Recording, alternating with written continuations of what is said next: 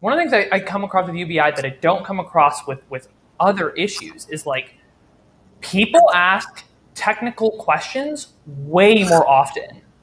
I found that like if you want to be a UBI advocate as a political candidate, you really need to know UBI in and out, which I do. And I have a ton of text on my website about my specific plans. I've taken what Andrew Yang has done and I've added even more detail. And I have stuff I haven't even put on the site yet about like a mechanical way to protect the dividend and all this stuff. But like it's pretty intense, like some of the really, really intricate, detailed conversations I have about UBI that I don't get into about other topics.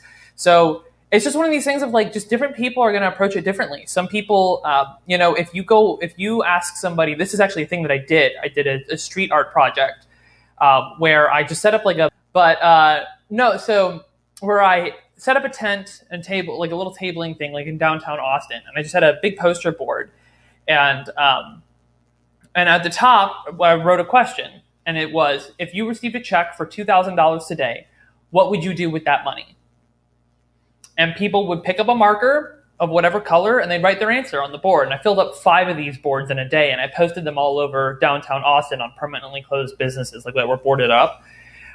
Not a single person said that they quit their job or they were going to do a bunch of drugs or whatever, which is super cool. But I found that to be incredibly important because by not talking about basic income in any capacity before asking them this question, this was a cold open. What it did is it put people in the right mindset to talk about basic income because they were thinking about what they would do with the money, not what other people would do with the money.